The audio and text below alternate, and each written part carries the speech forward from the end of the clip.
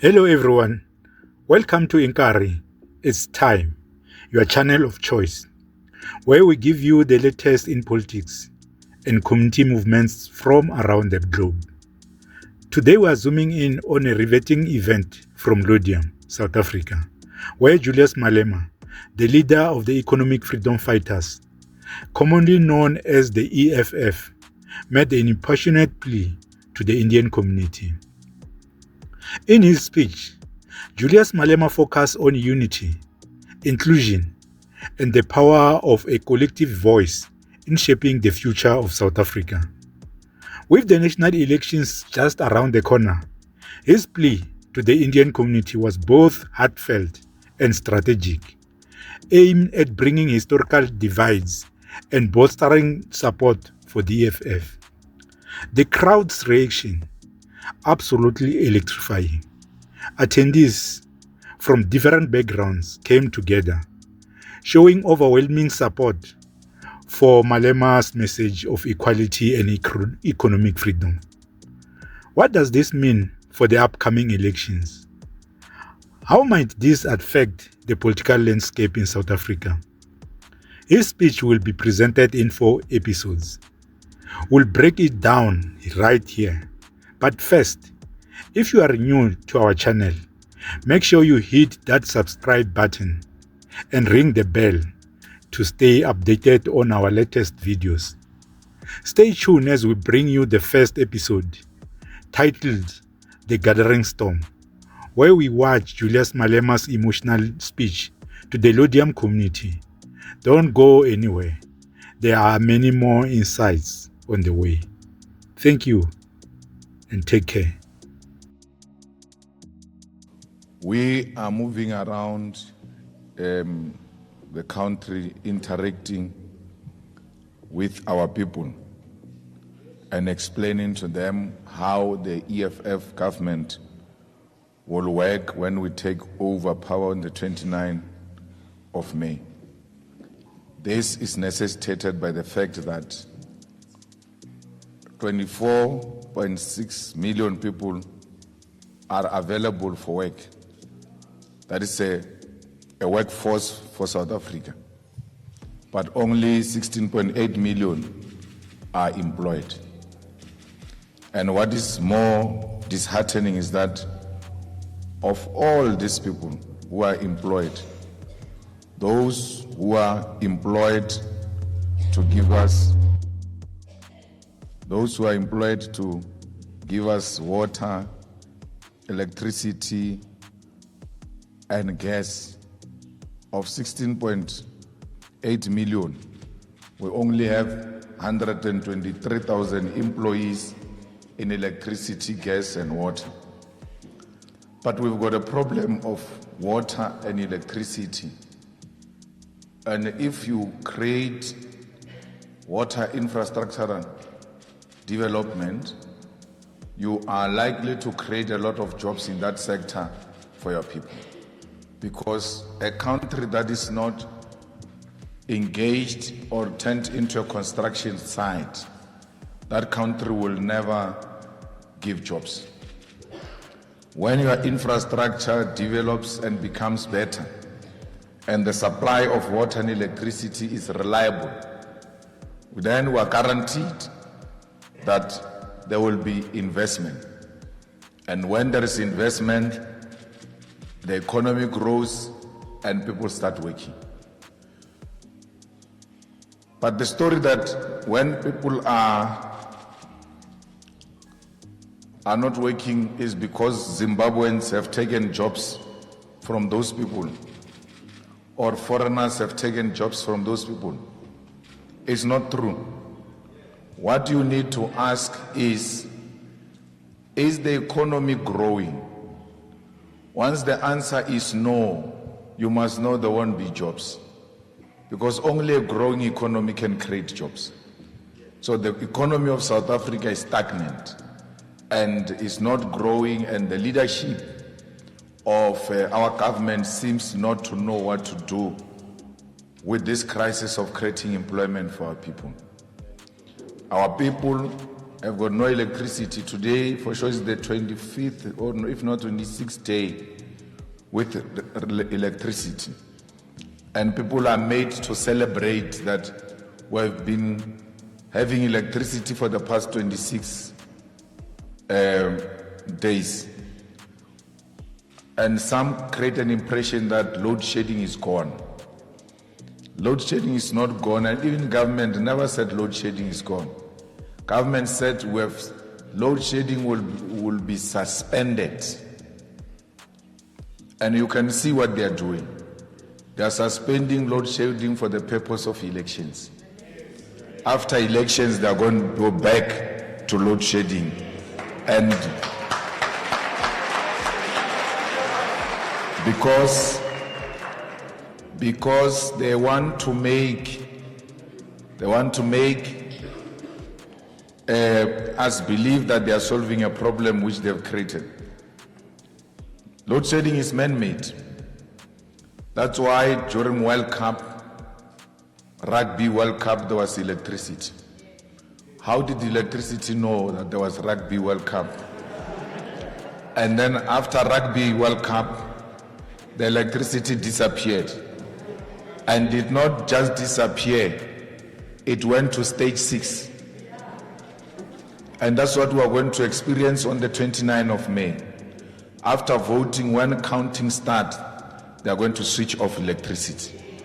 And not just switch it off, they are going to take us to stage 6. Because they are using whatever reserves is there to keep the lights on. By the time we arrive on the 29th of May, they will have to take us back to stage 6 because they will no longer having any reserves. And therefore they have to close the electricity and generate enough for them to can now give us electricity maybe at stage 1, 2, or 3. So the electricity crisis created by the ANC government because they want to outsource the generation of electricity. That a generation of electricity must be now in the hands of individuals. You cannot put electricity as a strategic sector in the economy in the hands of an individual. Because individuals are guided by feelings. So they create load shedding and then say to you, you must go to green energy. You must get energy from all types of people. And then they give themselves individually licenses.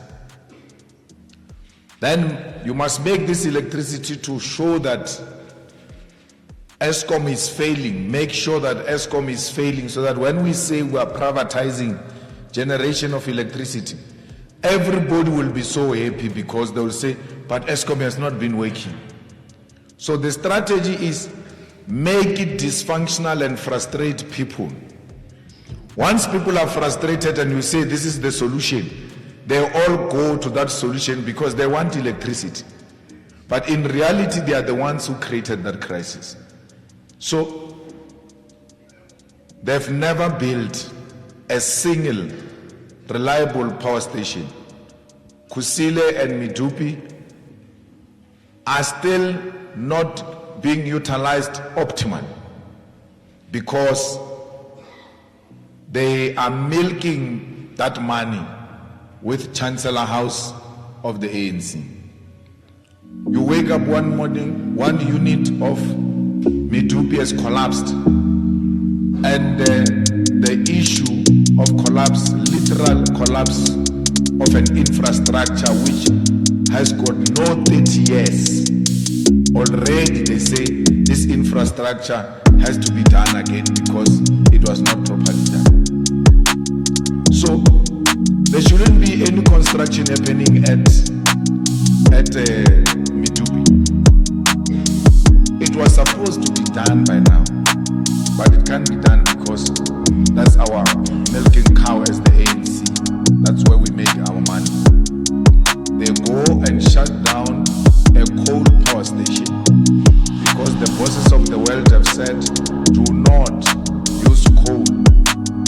because you are polluting. We buy into that nonsensical story, and then after they said we are polluting, they come themselves and say, bring that coal to us. Don't use coal, it's wrong. But the trucks are moving every day on the N1 to Richards Bay, sending coal to Germany, to UK, to China, to all the big economies that said don't use coal. And then we destroy our own coal power stations without having an alternative of reliable supply.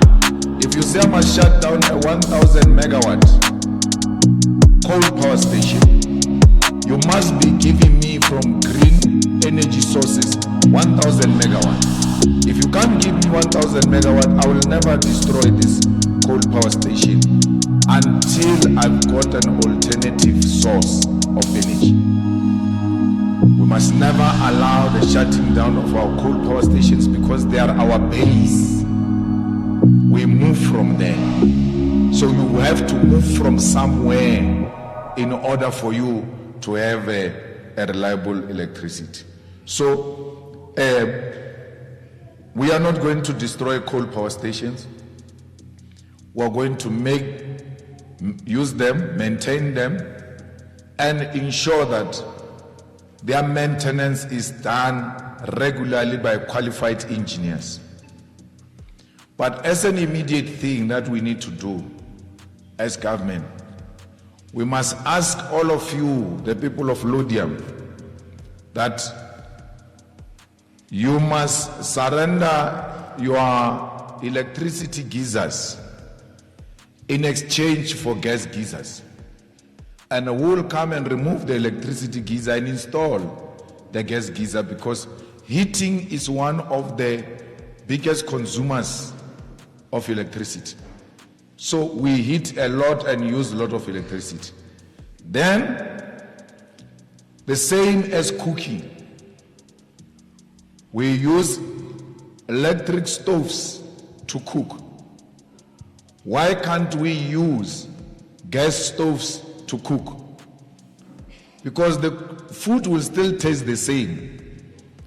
The food, if there is a person who cooks proper food, whether it's gas or electricity, the outcome will always be the same.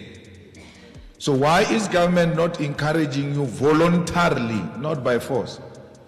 Can you please surrender your electric stoves in exchange for a gas stove?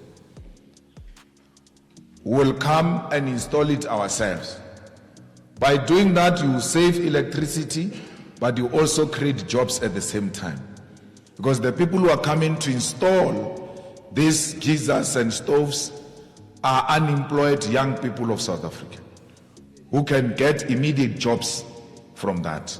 So we need an organization that has got those practical immediate solutions to resolve the problem we're confronted with in South Africa. There's also a problem of water. Who would have thought one day we can wake up in Lodium and there's no water? But the villagers, we grew up like that, we always knew there's no water. But now it has come to the big cities, which means ourselves who never had water, we will never have if the big cities don't have water. And you are not having water, it's not because God hasn't favored us with water. We are favored. The problem is that the infrastructure is too old. It's not maintained. Water reticulation plants are not maintained. They're dysfunctional. The pipes that give you water, piped water into your houses, is asbestos pipes, which many of them are old and causing leaks. Why can't we shut water in Lodium? When they ask us, we say we are replacing the pipes, taking out the asbestos pipe and bringing in proper pipes which will not allow any drop to leak from those pipes. then you know there is a reliable supply of piped water into our houses. So it's important that all of this gets to be fixed. A bridge in Tshwane, if there is any bridge in Tshwane, you must know was not built in the last 30 years. It was built by the old government. They don't know the lifespan of that bridge. They wait for the day where one white person says, but this bridge we are driving on is shaky. They can't read and make sense before they see it fiscal. You say, the lifespan of this thing is finished. What are you talking about, man? The bridge is standing. Then you have to call them and say, stand here. You will see when the cars move, this thing is going to be shaking. And it's shaking. Only then they become convinced, oh, this thing is going to collapse. How can you have leaders who don't comprehend a simple mathematics of engineering? That this was completed this year, the lifespan is this much, it has reached its lifespan. Therefore, we don't have to remove it. We have to now start reinforcing it with the new development and technology which will make this thing to stand. It took forever. I don't know what they were waiting for. In Johannesburg, one of the bridges was collapsing and literally shaking. Only then did the ANC go and fix that bridge. So we can't work like that. We can't work with government that has got no plan, because when you have a plan, you look at what exists. You cannot build new infrastructure without maintaining the old infrastructure. So we have to maintain the old infrastructure. There is a problem of crime in Lodium and everywhere else because criminals have taken over the streets. Young women can't go to library on their own. Young women can't go and study as a group because someone is standing there by the corner waiting to attack them. So we need to fight crime. And criminals don't hear. They don't use the ear to hear. They use the skin to hear. So we cannot allow criminals to terrorize law enforcement. Because if police are not protected, they can't protect us. So we need to allow the police to deal decisively with anyone who takes out a gun and point that gun at a law enforcement officer. Once you point a gun at a law enforcement officer, you must know that you have made yourself an appointment with your maker. That's what you have asked for, and that's what is going to happen. So we have reached a point where we need to respond fire with fire. Because these people of cash in transit haste, the housebreakers, the kidnappers, they're extremely violent. And they will never hear you if you don't use the language they understand. If you look at the murder rate in South Africa, we have not even come anywhere close to Ukraine where there is war. Murder rate is like we are in a war. If stats gets released, you'll say, oh, it means there is a war going on, like in Sudan. Can't you know there is no war?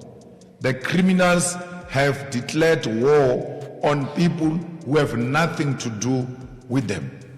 Today, the law-abiding citizens are scared, and those who don't abide by the law are not scared. Those who abide by the law have built high walls in fear of criminals. The criminals have got not even a fence because they are not scared, they are in charge. It has to be the other way around. Those who are not law-abiding must be very scared and live in fear, knowing that if police get us, we're in trouble. And those who abide by their law, they must demolish the high walls and appreciate the beauty of their gardens. Because that's what we want you to do.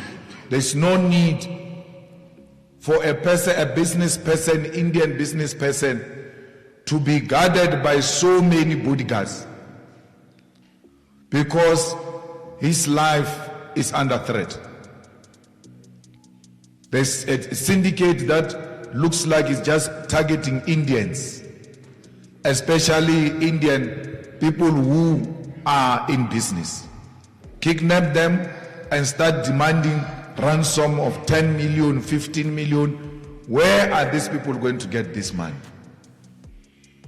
So we need to make it very clear that if you kidnap a person and we are coming to fetch that person and we know where that person is, you must know that you are in danger, because we can't allow that. Those who rape women, we must catch them, send them to jail. When immediately once they are sent to jail, we must have a public database of those people who went to jail for rape, so that they know rape. If you rape someone, you are creating a generational curse for your children and grandchildren and great-grandchildren, because the name of their grandfather will always appear on the internet as a rapist. Because people rape, after raping they get released from jail, then they go and become teachers of primary schools and they teach kids, young girls. A rapist is teaching young girls because no one knows. They get released from here, Hoshimampuru, then they leave to Northern Cape. When they arrive there, no one knows them. Then they are given a job to become a teacher of young girls. And he doesn't see them as young girls because he's a pervert. He sees them as sex objects that can be used. But once you put these names on a database, be rest assured, everyone who says Julius Malema, you just go and punch the name Julius Malema, it pops out, rapist. And then that's it. You can't get employment, because when you rape, you are committing murder. You must ask the survivors of rape. They tell you that after he raped me, something inside me died, and I will never recover from that. So, rape is an equivalent of murder and must be punished. The same as GBV. Where does a man get the knowledge, the power, and all of that to beat up defenseless people? Even if a woman hits you with a clap, when you turn and ask her, what are you doing? She's already shrinking in fear. She becomes small. So why do you beat her up after you saw that she herself realized she made a terrible mistake? No, what do you do? When she goes like that, you kick her when she's down. Only cowards will do that. Because when you get beaten all the time at work by your white bosses, you never say anything. But at home you are Somandla, you can hit the way you want. Just here by the firm you get beaten and you get called boy by a young white person and you can't say anything and want to come and show us the power that you don't have. We should not do that. We must be a peaceful society. We must deploy police visibility. I mean, I came from Hyde Park and I reached this Lodium this morning. I've not seen a single police van. Not one. Even on the freeway. I don't know which year is that, Yusuf, where we had police 1 year at every off-ramp and on-ramp, and we had police roaming around. I remember that year, we went to finish festive season without any cash in transit and robbery in the shopping malls, because we were having police everywhere. In America, they don't have this problem we have. In the UK, they don't have this problem we have. But you will never turn a street without seeing a policeman. Why are we not having cameras in this day and age? On each and every street. Because when you steal a cell phone in Tswane, the camera should be looking at you.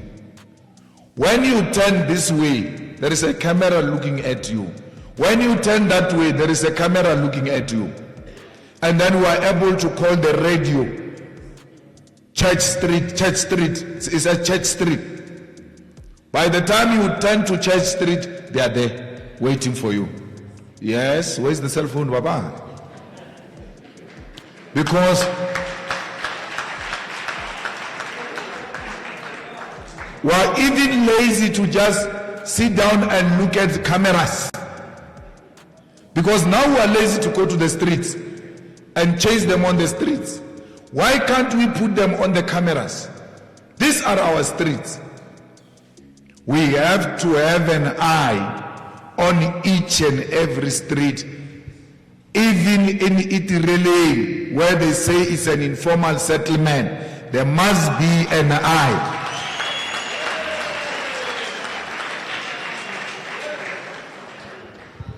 My water. So, in the suburbs,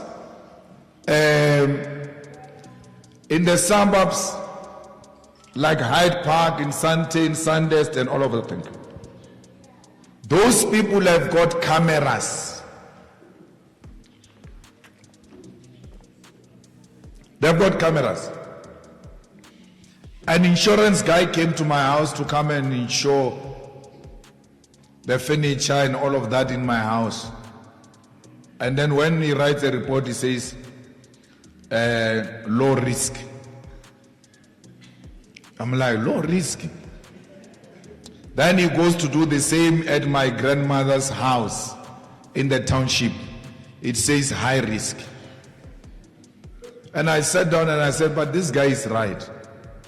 Here in my township, you can steal a TV and walk around with it at night, carrying it like this.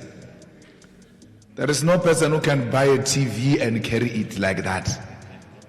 Once you see a person carrying a TV without a box, already you must know there's a problem here. Yeah, there's a problem here. But in the suburbs, there's no one who can move around carrying a TV or just moving around alone. Those security guards there are going to stop you and ask you why. What are you doing? No, I'm going to this and that. Okay, let's accompany you. Where are you going? We'll take you there. Because police visibility is what will, in the immediate, stop crime. So we will hire men and women and add not less than 100,000 boots on the streets to fight this criminal, because it's a war. And war must be fought, and we must win, because we are fighting this war in protection of our people. I have no time for criminals. I don't want to even entertain mind of a criminal, because these people are a danger to society. We cannot have drugs easily available People buying drugs the same way they buy bread and cold drink. And then that place gets to be known for selling drugs. Everybody says, no, here they sell drugs. Police don't do anything. Because they are working with those people of the drugs. They actually transport the drugs. Because once this house becomes a house of interest, crime intelligence must send someone to go and buy. And worse, not someone new. We have to send the regular customer who buys there. Crime intelligence must get that customer and workshop that customer and show them the need to expose this place. But we have to also give them money. We can't have agents that are not given money. You expose dangerous crime, where an Indian man is kidnapped and they want 50 million. You find that spot, you expose that spot and say it's here. They go successfully to arrest those people and rescue the Indian man without paying 50 million. Then they give you 500 rand as an agent. Why would I expose people who are going to make 50 million for 500 rand? We must be able to pay our informers. Every street must have an informer who is on a payroll of the state, because the state must have an eye and ears on the ground. And whether drugs are sold by Nigerians or not Nigerians, we're not interested in nationality. We're interested in stopping crime. Whether it's committed by Nigerian or South African, is a crime. Don't say no. Nigerians have come here and they've taken our business of drugs. We're not in the business of drugs.